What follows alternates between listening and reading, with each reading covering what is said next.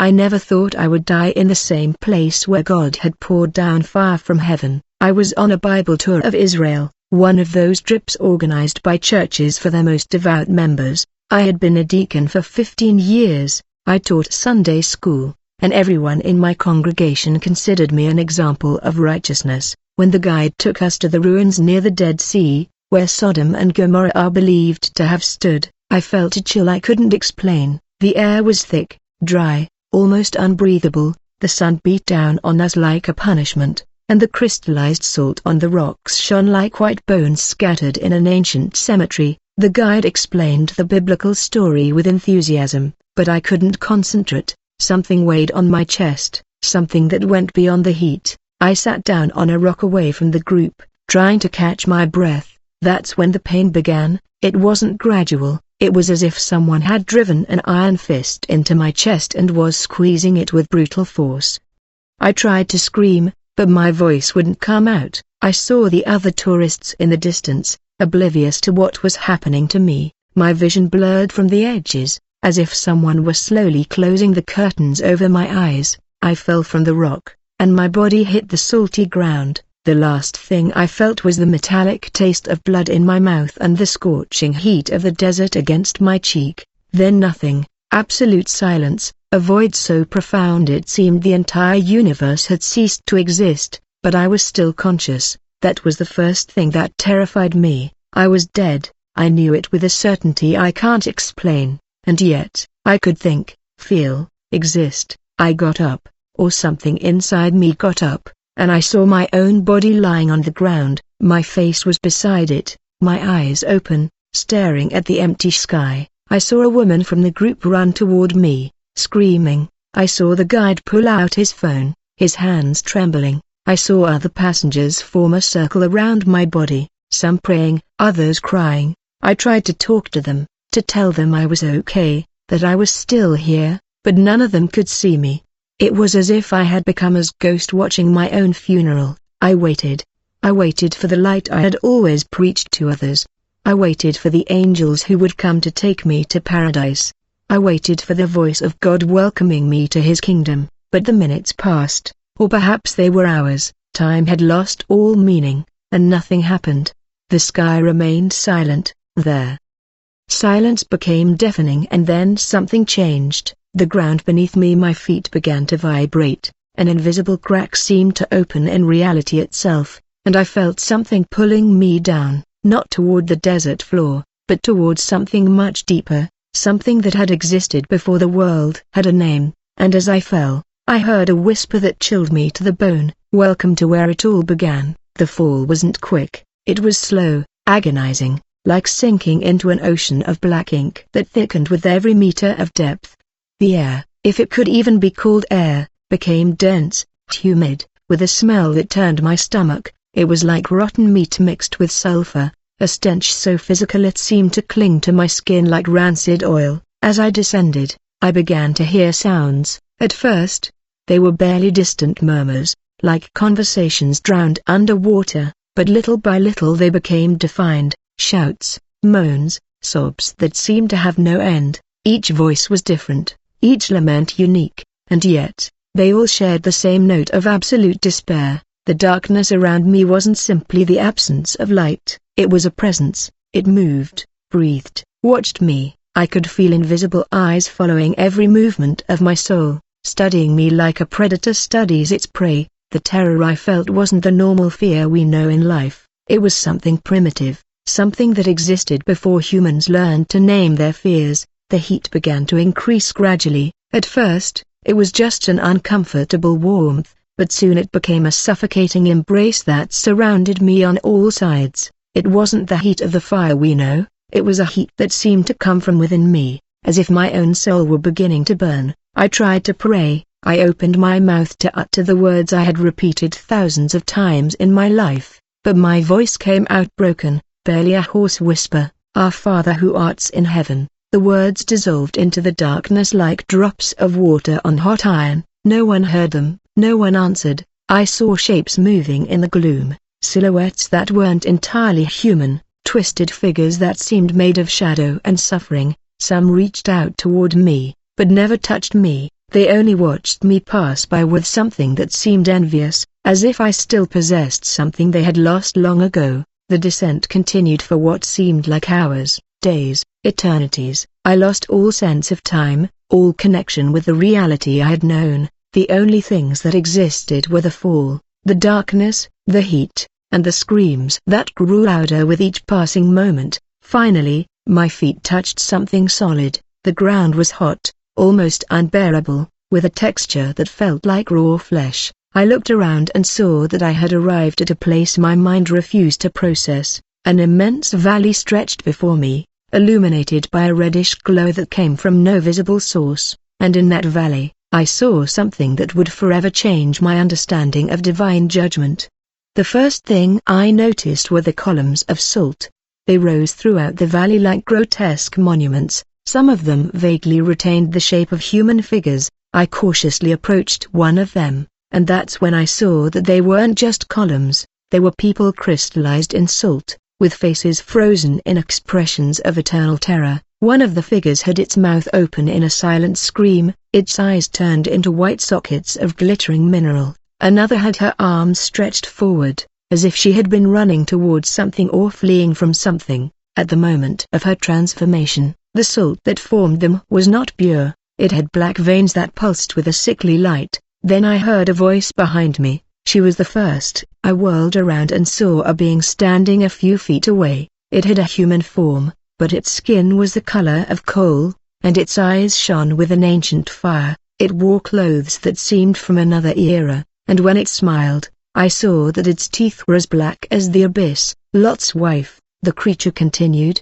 pointing to a particularly large column. She thought a glance wouldn't do any harm, a small sin, a small disobedience, but here, small sins don't exist. Her laughter was like the sound of bones breaking. She looks backward for all eternity, it is all she can do. My mind struggled to comprehend what I was seeing, the stories I had taught for years, the stories of Sodom and Gomorrah.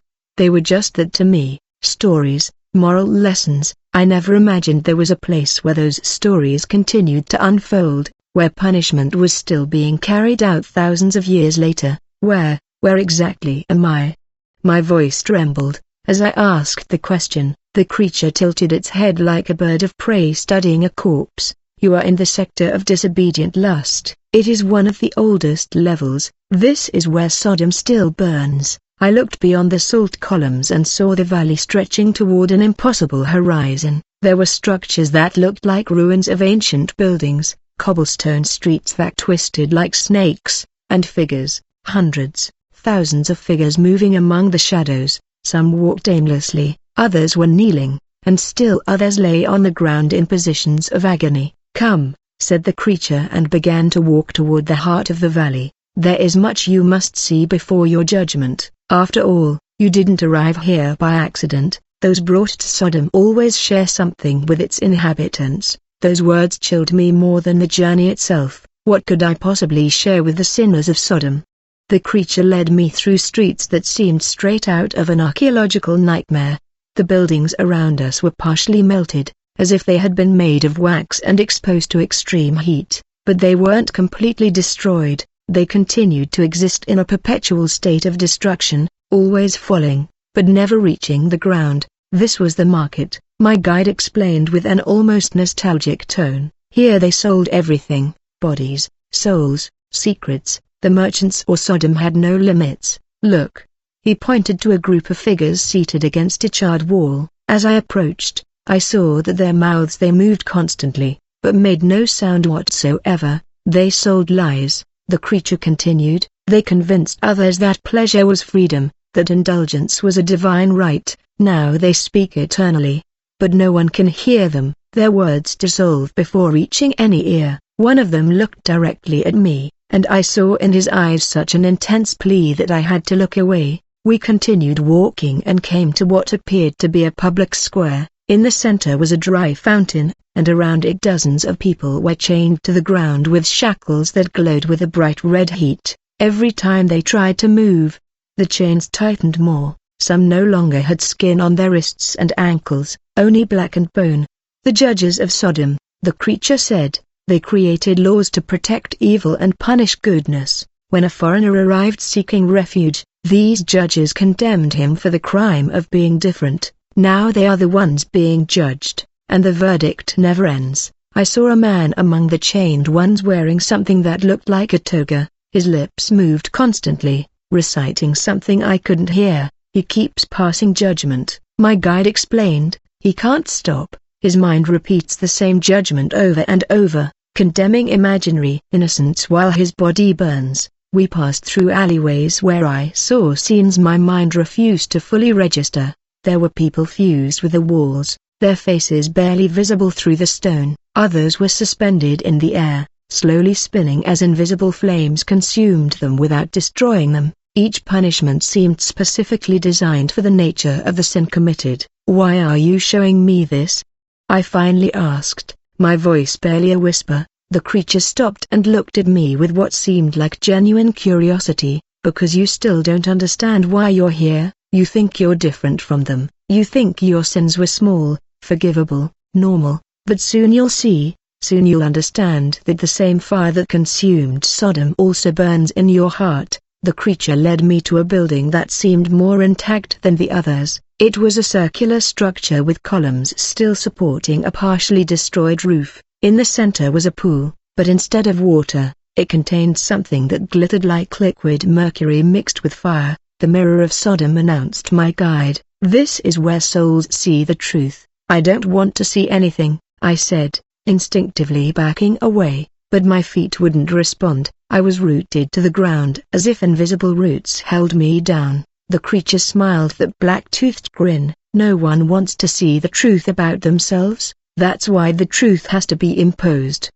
I found myself walking toward the pool against my will. Each step was agony, but I couldn't stop. When I reached the edge and looked down, I didn't see my reflection. I saw my life, my entire life, unfolded before me like an open book on pages I never wanted to read. I saw the times I judged others in my church while preaching love. I saw how I looked down on those I considered sinners, feeling a superiority that I disguised as holiness. I saw the thoughts I never confessed, the desires I buried so deep I thought they were dead. I saw the hypocrisy woven into every act of apparent kindness. "You taught about Sodom," the creature whispered near my ear. "You recounted the story of divine judgment with barely concealed delight. You felt so above them, so pure, so righteous." The voice was like liquid poison poured into my mind, but the same pride that destroyed Sodom lived in you, the same certainty that others deserved punishment while you deserved glory.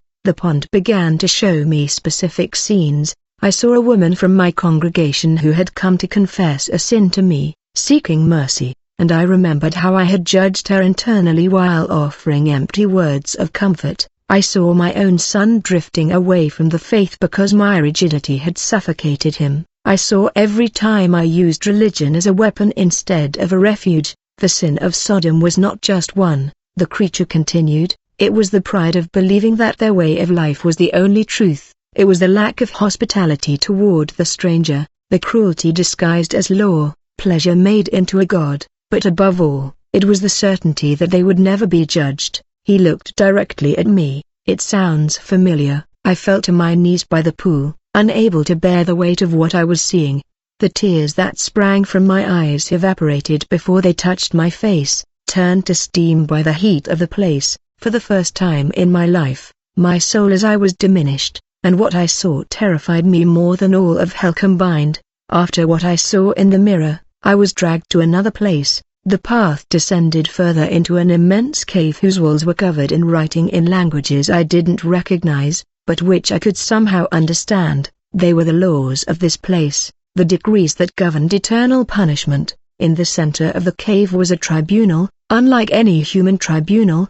The judges' seats were occupied by beings that seemed made of the same darkness that surrounded me. They had vaguely human forms, but their faces constantly shifted, displaying the expressions of all the people I had judged in life. "The accused has arrived," one of them announced in a voice that resonated in my chest. "Let the charges be read." Another being opened a book that seemed to be made of human skin and began to recite, "Spiritual pride, merciless judgment, conditional love, systematic hypocrisy, use of faith as a tool of control. Each charge was accompanied by an image projected in the air, moments from my life that I had forgotten or justified. I saw the faces of people I had hurt with my holy words. I saw the tears of those who sought refuge in the church and found only more condemnation. I saw the naked truth of what I had been, not a saint, but a modern-day Pharisee. The accused knew the writing, the reader continued. He knew the commandment of love, he knew the warning about hypocrites, he knew the fate of those who judge without mercy, and yet, he chose the path of pride. His knowledge increases his guilt. I tried to speak, to defend myself, but my voice had completely vanished. I could only listen and watch as every aspect of my life was dissected with surgical precision. The beings of the tribunal showed no less emotion. There was no pleasure or cruelty in their words, only a terrifying objectivity that made everything more unbearable. "The verdict is clear," said the central being finally, "the greatest of all. The accused belongs to Sodom, not because of the sins he pointed out in others, but because of the sin he shared with them. The certainty of his own righteousness, the inability to see his own darkness while illuminating that of others." I felt something grasp me, invisible hands that began to drag me toward a door that had opened at the back of the cavern. Through it, there could be flames, not the red flames we know, but black flames that absorbed light instead of emitting it. The heat emanating from it was so intense that I felt my soul begin to bend, to deform. I was about to be thrown into the black flames when something changed. I had remained silent all this time, unable to speak, convinced that there was nothing I could say to change my fate, but on the edge of the abyss, when nothing remained, no pride, no justifications, no hope, something emerged from the depths of my being. It wasn't a rehearsed prayer, not a memorized verse, it was a cry that seemed to tear my soul from its roots. "Jesus," the word burst from me with a force I didn't know I possessed, a sound half plea and half the cry of a lost child, and the moment that name pierced the air, everything stopped. The hands that held me froze, the beings in the tribunal recoiled as if struck by an invisible force, the black flames ceased to move, frozen in time. Even the darkness seemed to shrink, to fold in on itself like a wounded creature. Then I saw the light. It was unlike any light I had ever seen before. It didn't come from a specific direction, but was simply everywhere. Once, it was golden, warm, and where it touched, the darkness dissolved like mist before the dawn. The beings of the tribunal fled, merging with the shadows of the walls. In the center of that light, I saw a figure. It walked toward me with steps that seemed to shake the foundations of hell. I couldn't see its face, the light was too intense, but I could feel its presence. It was love, but not the weak love I had preached. It was a love so strong it hurt, so pure it exposed all impurity. "I have heard you," said a voice that was like the sound of many waters, "not because of your years of service, not because of your sermons, not because of your knowledge. I heard you because you finally called me without pride. You finally needed me." I truly fell prostrate, not because I wanted to, but because it was impossible to remain standing before that presence. The tears that had evaporated before now flowed freely, and with each one I felt something dark leaving my body. I was being cleansed, and the process was agonizing and liberating at the same time. "Get up," said the voice. "You must see something more before you return, because you will return, but not as the man you were before, never again as the man you were before." I was taken to a different place within that light. I saw the valley of Sodom from above, but now I could see something that had been hidden before. Beside each condemned soul, there was a trail of dim light. The echo of the moments when they could have chosen differently, the opportunities they rejected, the hands they turned away. "Each of them had the same opportunity as you," the voice said. "Each could have called my name, but pride kept them silent. The certainty of their own righteousness sealed their lips. They died convinced they didn't need to be saved." I then saw my own life projected again, but different. I saw the same scenes of hypocrisy and judgment, but I also saw the times someone tried to warn me. I saw the signs I ignored.